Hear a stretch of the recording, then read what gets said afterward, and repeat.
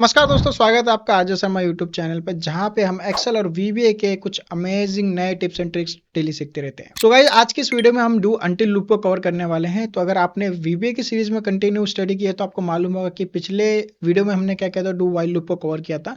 और आज की इस वीडियो में हम क्या करेंगे, डू अंटिल लूप को कवर करेंगे। तो सबसे पहले आपको मेजर डिफरेंस बता देता हूँ कि दोनों में, डू वाइल में और डू अंटिल लूप में क्या फर्क होता है।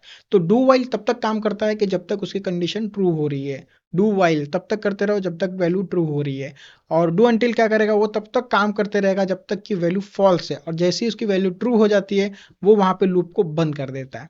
अगर मैं इसे सिंपल भाषा में समझाऊं तो डू अंटिल एक स्पेसिफिक कंडीशन तक ही काम करता है, उसके बाद क्या करता है, वो कोड को बंद कर देता है, वहां पे लूप को एंड कर देता है। फॉर एग्जाम्पल, आपके पास एक 100 रो का डेटा है और वहां पे आपको कुछ एक पर्टिकुलर वैल्यू ढूंढनी है।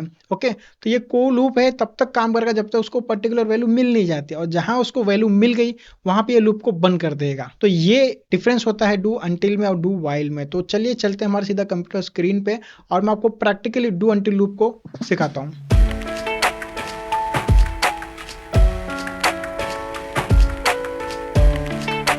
तो यहाँ पे मैं क्या कर रहा हूँ, विंडोज आर प्रेस करके एक ब्लैंक एक्सेल फाइल ले ले रहा हूँ। और यहाँ पे ब्लैंक एक्सेल फाइल लेने के बाद इसमें मैं क्या करूँगा, अल्ट F11 से क्या करूँगा, मेरा जो VBA का एनवायरनमेंट उसको ओपन कर लूँगा, प्लेटफॉर्म को ओपन कर लेता हूँ। और यहाँ पे क्या कर रहा हूँ, मैं कुछ वैल्यूज असाइन कर दे रहा हूँ, जैसे यहाँ से लेके 1 से लेके, इसे मैं क्या करूँगा, इस तरीके से यहाँ पे 10 तक की वैल्यू असाइन कर दूंगा। ओके, और यहाँ पे हम क्या करेंगे, मॉड्यूल इंसर्ट कर लेते हैं एज यूजुअल। मॉड्यूल इंसर्ट किया हमने, और ये मेरा लोकल विंडो, उसको साइड में ले लेता हूँ। सबसे पहले क्या करेंगे, मैक्रो का नेम असाइन कर देंगे, सब डू अंटिल लूप। ओके, और इसे मैं क्या कर रहा हूँ, इस तरीके से मैक्रो असाइन कर रहा हूँ। ये हमारा सबसे पहले मैक्रो है डू अंटिल लूप का। ओके, अब यहाँ पे देखिए कंडीशन क्या है, कंडीशन ये है कि यहाँ पे मुझे ट्रू लिखवाना है, जैसे हमने डू वाइल में किया था, इसके जैसे पिछले चैप्टर में किया था, राइट। तो डू वाइल में हमने क्या किया था, नॉट इक्वल टू, अगर वैल्यू कुछ नहीं है तब तक करना है, राइट। तो जब तक उसको सेल्स के अंदर वैल्यू मिल रही थी वो क्या कर रहा था, यहाँ पे ट्रू प्रिंट कर रहा था। हमें क्या करना है कि जब तक ब्लैंक नहीं मिल रहा है तब तक करना है। तो दोनों कंडीशन रिजल्ट सेम आने वाला है, लेकिन क्या सिचुएशन हमने अलग अलग अप्रोच अलग अलग लेके रखा हुआ है। तो उसको प्रैक्टिकली कर लेते हैं। तो यहाँ पे सबसे पहले इनिशियलाइजेशन, कंडीशन, इंक्रीमेंट, डिक्रीमेंट, ये तीन चीज आपको याद करके रखना है कि कोई भी लूप आप रन कर रहे हैं वहां पे ये तीन चीज बहुत जरूरी होती है। क्या क्या, इनिशियलाइजेशन, कंडीशन और इंक्रीमेंट और डिक्रीमेंट, ये तीन चीज आपको ध्यान में रखना है। तो सबसे पहले यहाँ पे क्या करना है, हमें इनिशियलाइजेशन करना है। तो इनिशियलाइजेशन क्या करना है, तो सबसे पहले मैं क्या करूंगा, शीट को सेलेक्ट करूंगा, A1 जो सेल है उसको सेलेक्ट करूंगा। तो शीट 1 डॉट रेंज, और यहाँ पे मैं क्या करूंगा, A1 को सबसे पहले सेलेक्ट करूंगा। तो मेरा कर्सर अब कहीं पे भी हो, जैसे यहाँ पे सी पे है, जैसे इस कोड को मैं रन करूंगा तो क्या होगा, वो A1 पर चला जाएगा। अब इसके अंदर मैं लूप का कोड लिखूंगा। लूप का कोड में क्या लिखना है, डू अंटिल लिखेंगे हम। अब यहाँ पे कंडीशन क्या होगी कि मैं क्या चाहता हूँ कि अगर जो करंटली एक्टिव सेल है उसके अंदर वैल्यू है तो वहां पे ट्रू होना चाहिए। तो इसके लिए डू अंटिल में क्या लिखूंगा कि यहाँ पे वैल्यू ब्लैंक होगी तो ये लूप बंद होना चाहिए, राइट। तो इसमें मैं क्या लिखने वाला हूँ, active cell dot value is equal to nothing.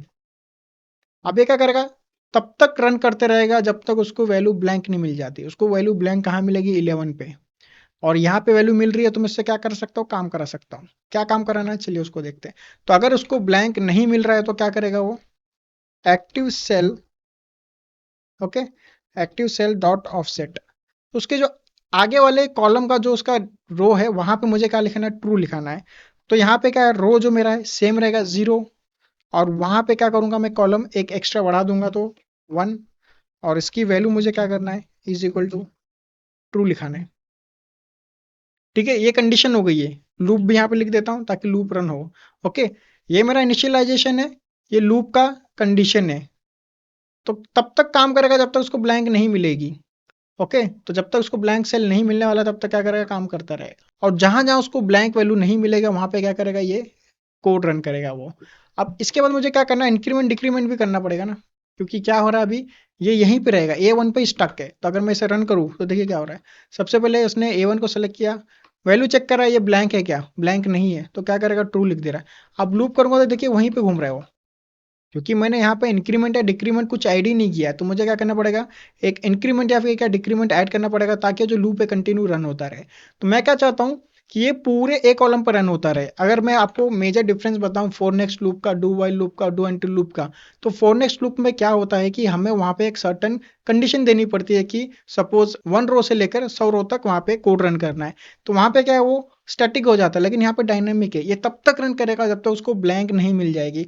चाहे आपका डेटा कितना भी बड़ा रहे, लाखों में डेटा रहे, तो भी वो रन करता रहेगा जब तक उसको ब्लैंक वैल्यू नहीं मिलेगी। ओके, तो ये क्या डायनेमिक होता है, यहाँ पे हमें कुछ भी पहले से प्री डिफाइन करके कुछ भी वैल्यू यहाँ पे देनी नहीं होती है।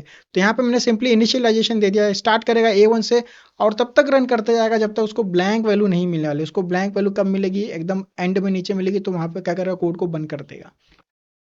अब यहाँ पे कंडीशन भी दे दी। अब इंक्रीमेंट देने के लिए मैं क्या कर रहा हूँ, एक्टिव सेल डॉट ऑफसेट।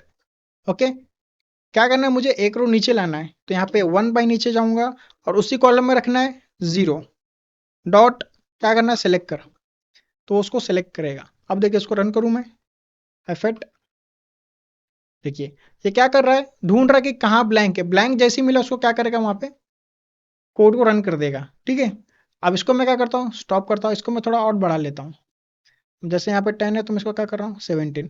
तो अब ये क्या करेगा, 17 तक कोड को रन करेगा। देखिए एफेक्ट करिए, देखिए चल रहा है। और क्या किया, 18 के बाद आके उसने कोड को स्टॉप कर दिया। तो यहाँ पे क्या कर रहा हूँ, एक मैं मैसेज बॉक्स ले लेता हूँ, MSG बॉक्स। ठीक है, और इसमें क्या करूंगा, कोड है सक्सेसफुली रन। ठीक है, अब मैं इसे डिलीट कर देता हूँ एक बार। ठीक है, और इसे 10 तक की लेके आ जाता हूँ, ताकि जब हम कोड रन करेंगे तो थोड़ा जूम करके देखने में आसानी होती है। अब इसे मैं F5 करूंगा डायरेक्टली, कोड सक्सेसफुली रन दिख रहा है। तो इसने क्या किया, यहाँ पे वैल्यू असाइन कर दी। अब इसी को चलिए एक और डिफरेंट अप्रोच के साथ करते हैं। तो क्या करूंगा, यहाँ पे मैं एक और मैक्रो ले लेता हूँ, इसके नीचे जस्ट ले रहा हूँ सब डू अंटिल लूप 2, ये मेरा दूसरे मैक्रो का नाम है। अब इसको करूंगा मैं थोड़ा अलग अप्रोच के साथ करूंगा। यहाँ पे मैं क्या करूंगा, इंटीजर का यूज करूंगा, वेरिएबल का यूज करूंगा। हमने क्या किया था, यहाँ पे एक्टिव सेल का यूज किया था, तो हो सकता है एक्टिव सेल कभी चेंज हो जाए बीच में, तो उससे क्या होगा, कोड तो वहाँ पे एरर दे देगा ना हमें। तो यहाँ पे मैं क्या कर रहा हूँ, आई इज इक्वल टू 1, कहाँ से स्टार्ट करना है, 1, पहले रो से स्टार्ट करना है मुझे, लेकिन उसके पहले डिम आई एज इंटीजर, हमें क्या करना है, इंटीजर असाइन करना पड़ेगा आई को। ओके, इंटीजर असाइन करना है, इसे थोड़ा ऊपर ले रहा हूं मैं। अब do until loop, do until loop कब तक कराना है, जब तक कोई वैल्यू ब्लैंक ना मिल जाए। तो क्या करूंगा, शीट 1 डॉट सेल्स। अब रो मेरा चेंज होने वाला है, तो इसलिए मैं यहाँ पे क्या यूज करूंगा, आई यूज करूंगा। और मेरा कॉलम सेम रहने वाला है, तो 1 dot value is equal to nothing, blank value चाहिए मेरे को। और अगर उसको ब्लैंक वैल्यू नहीं मिलेगी तो वहां पे मुझे क्या करना है, sheet 1 dot cells. Okay, same जो सेम सेल है उसको मुझे क्या करना है, फॉर्मेटिंग देनी है। फॉर एग्जांपल क्या करना है, फॉर्मेटिंग देनी है। तो क्या करूंगा, डॉट, यहाँ पे मैं लिखूंगा dot interior dot colour is equal to RGB। यहाँ पे कलर कोड देना होता है हमें, यहाँ पे रेड ब्लैंक इस तरह नहीं कर सकते। हमें यहाँ पे क्या है, उसका कोड सेट करना पड़ेगा। तो आपको क्या करना होगा, जो कलर आप असाइन करना चाहते हो उसका RGB जो कलर का मेथड होता है, जो कोड होता है, वो आपको यहाँ पे असाइन करना पड़ेगा और एंटर। तो मैं क्या चाहता हूँ कि अगर वो ब्लैंक नहीं है तो उस पर कलर आ जाए, कौन सा कलर आ जाए, येलो कलर आ जाए। अब उसके बाद मुझे इंक्रीमेंट भी तो देना पड़ेगा, तो मुझे क्या करना पड़ेगा, आई की वैल्यू बढ़ानी है यहाँ पे। तो आई की वैल्यू बढ़ाने के लिए क्या करना है, I is equal to I plus 1। तो क्या करेगा, एक से प्लस होता रहेगा। और यहाँ पे लूप, राइट, यहाँ पे लूप दे दिए, दैट्स इट, इतना ही कोड है मेरा। अब मैं इसे रन करूंगा एक एक करके। उससे पहले क्या, लोकल्स विंडो आ गया मेरा, लोकल्स विंडो। अब इसे क्या करते हैं, एफेक्ट करते हैं। चलिए एफेक्ट किया, आई की वैल्यू 1 आ गई। अब इसको चेक कर रहे हैं क्या ये ब्लैंक है क्या। अब यहाँ पे देखिए कर्सर मेरा 11 पे ही है। आप बोलोगे कर्सर क्यों नहीं किया, उसको सेलेक्ट क्यों नहीं किया, क्योंकि यहाँ पर सिलेक्शन का कोड नहीं डाला है मैंने, ये बैकएंड में रन कर रहा है। तो जरूरी नहीं बैकएंड में रन कर रहा है तो आपको सामने दिखाई दे कि वो सिलेक्ट करेगा, नहीं करेगा वो। यहाँ पे हमने सिलेक्शन का कोड डाला था कि सिलेक्ट करे, तो उसके लिए कर रहा था, सिलेक्ट कर रहा था। अब ये क्या कर रहा है, उसको देखिए कलर साइन कर देगा। A1 को देखिए कलर असाइन कर दिया, देखा आपने, येलो कर दिया। अब देखिए आई की वैल्यू 2 हो गई मेरी, दिख रहा है आई की वैल्यू 2 हो चुकी है। तो अब इससे देखिए क्या करेगा, 2 को कलर कर रहा है। तो ये क्या करेगा, वो ढूंढ रहा है कि ब्लैंक वैल्यू कहाँ पे। जब तक ब्लैंक नहीं मिलेगी तब तक मैंने क्या किया, कमांड देके रखा है। तो जैसे ही ब्लैंक मिल जाए तो क्या करेगा, कोड को स्टॉप कर देगा। सो गाइस ये था डू अंटिल लूप VBA के अंदर। तो बेसिकली लूप के 3 पार्ट होते हैं, for next loop, do while loop, do until loop. तो हमने तीनों लूप को एक एक करके देख लिया। अब हम क्या करेंगे, इसके ऊपर जो प्रोजेक्ट्स होते हैं उसके ऊपर काम करेंगे। तो आने वाली वीडियो में क्या करूंगा, इनके ऊपर जो प्रोजेक्ट होते हैं उनके ऊपर मैं काम करने वाला हूँ, वो आपको मैं प्रोजेक्ट पे काम करके दिखाऊंगा।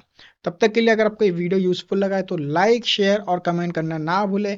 इसके अलावा कोई क्वेश्चन या सजेशन है तो आप मुझे कमेंट सेक्शन में पूछ सकते हो। मैं लगभग पूरे मैसेज को रिप्लाई देने की कोशिश करता हूँ। तो मैं मिलूंगा आपसे अगले पार्ट में, जहाँ पे हम लूप को प्रोजेक्ट के साथ सीखेंगे। तब तक के लिए टेक केयर, बाय बाय।